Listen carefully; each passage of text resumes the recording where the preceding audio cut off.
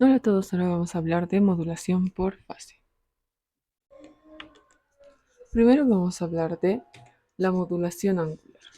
La modulación angular puede existir en tipo FM y también en PM, donde FM, como sabemos, es modulación de la frecuencia y PM de la fase. Pero ambos de estos se caracterizan por variar el ángulo de fase, y esto es lo que caracteriza a la modulación angular, ya sea de cualquiera de estos dos tipos. Ahora, se puede clasificar o se puede decir que existe la modulación directa y la modulación indirecta. En este caso de la modulación angular se refiere a que se va a variar un parámetro directamente y otro indirectamente.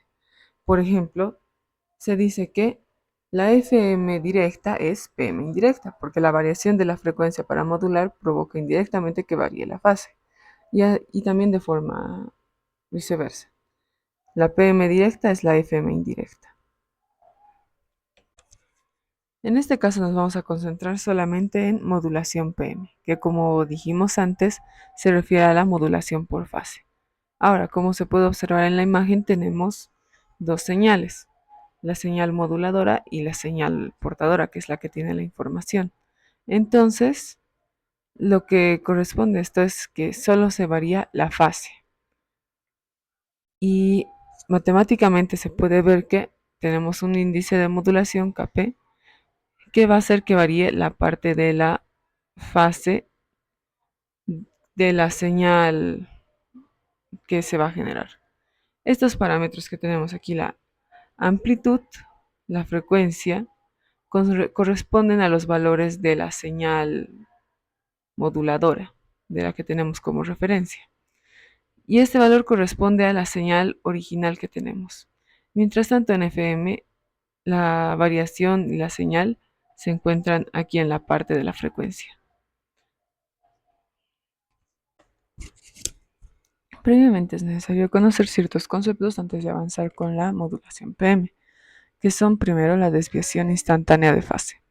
La desviación instantánea de fase se representa con esta letra y corresponde a la desviación que tienes a la diferencia entre un punto específico de la onda con una fase de referencia.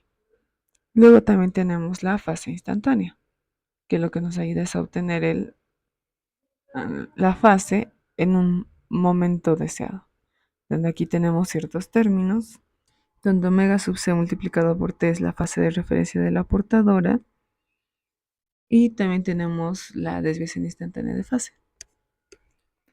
Otros conceptos son la desviación instantánea de frecuencia, que es la primera derivada de la desviación instantánea de fase, y lo mismo con la frecuencia instantánea. Es la primera derivada de la fase instantánea. Entonces, como nos podemos dar cuenta, hay una relación de derivación entre fase y frecuencia, que esto nos va a ser útil. Como dijimos antes, hay una relación de integración y de derivación entre las ondas FM y PM, modulación de frecuencia y modulación de fase.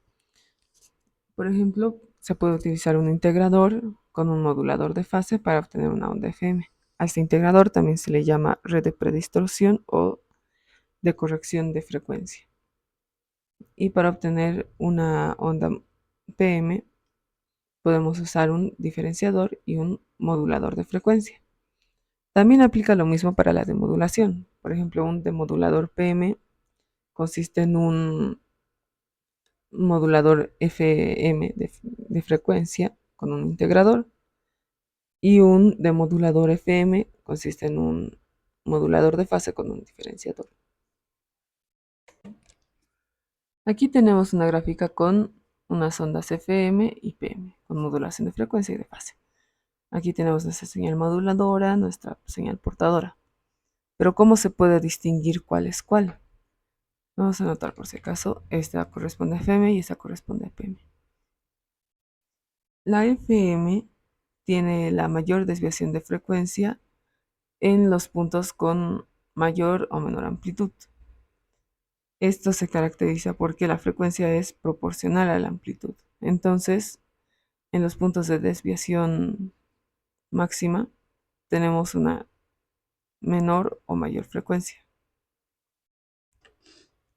Mientras tanto, en PM tenemos que se puede notar en los cruces por cero la desviación máxima. ¿Por qué? Porque es proporcional a la pendiente. Aquí tenemos la pendiente máxima negativa porque va hacia abajo, la pendiente máxima positiva porque va hacia arriba. Desviación máxima y desviación mínima. Y en los puntos donde no hay pendiente se encuentra en reposo. Para calcular el índice de modulación en la modulación de fase tenemos la siguiente fórmula, que como nos podemos dar cuenta, no incluye la frecuencia, solo depende de la amplitud, donde tenemos que M es el índice de modulación y desviación máxima de fase, la constante K es la sensibilidad a la desviación y V sub m es la amplitud máxima de la señal moduladora. Ahora, podemos observar las siguientes relaciones entre ya sea el índice de modulación, la amplitud máxima de la señal moduladora, que para FM y PM se representa con una línea recta con una pendiente.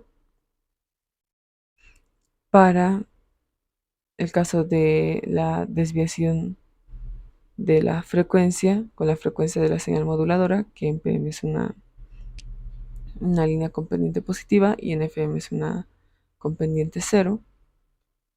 Y también en el caso de PM, donde se observa la relación entre la desviación de fase y la amplitud máxima de la señal moduladora. Algo a destacar aquí es que el índice de modulación y la desviación máxima de fase son directamente proporcionales a la amplitud de la señal moduladora, no de la frecuencia. Algunos datos que podemos sacar a partir de esto es que la desviación de la frecuencia se puede calcular mediante las frecuencias máximas y mínimas y también como la derivada de la señal mínima y la máxima. También tenemos que la potencia promedio es igual a la amplitud al cuadrado sobre 2, pero la potencia promedio al cuadrado. Que el ancho de banda depende del índice de modulación.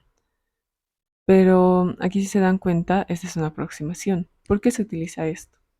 Existe la regla de Carson en la que se puede identificar cuál es el ancho de banda que se puede usar en la vida real.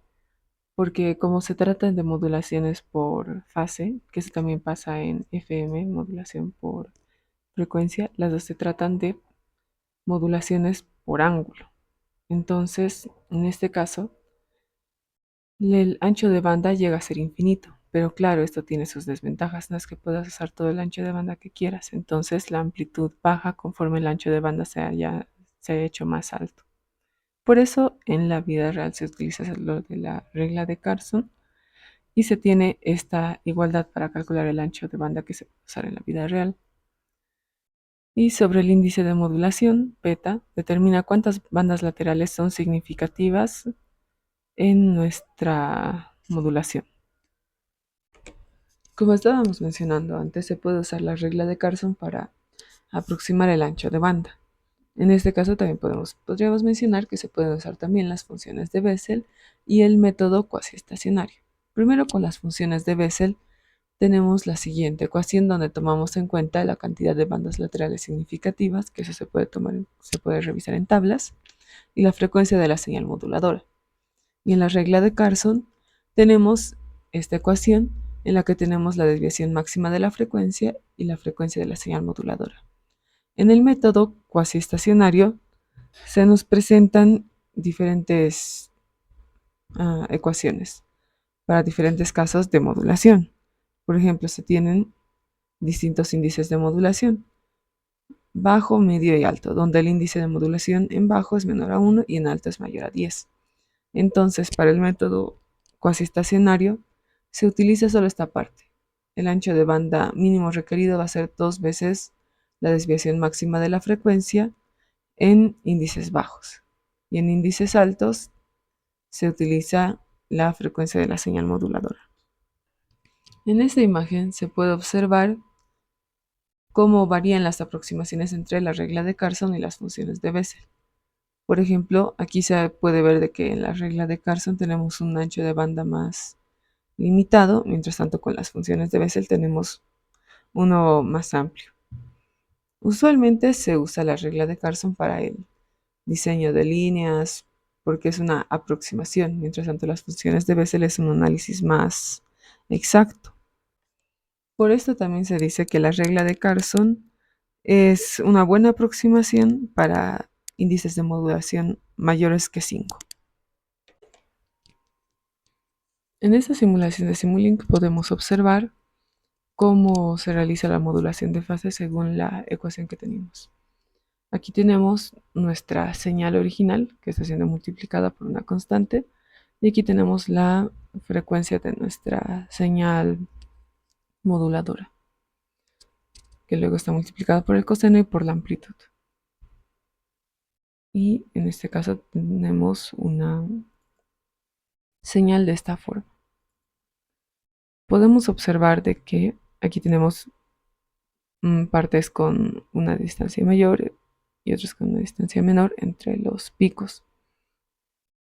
Y aunque no se puede apreciar mucho la modulación de fase, se encuentra ahí presente. Como dijimos, en la modulación de fase se pueden observar los máximos y la máxima desviación y la mínima desviación en los cruces por cero, donde aquí en este cruce por cero se encuentran las ondas más cercanas entre sí, bueno, los picos, y en este cruce por cero negativo es al contrario. Cambiando un poco nuestra constante podemos obtener una gráfica más evidente en la que se nota más lo que dijimos. Donde aquí se nota esta mayor distancia entre picos en la pendiente negativa y en la pendiente positiva se encuentra todo más como apretado. Y podemos variar así los valores para modular de forma diferente, incluso cambiar la frecuencia.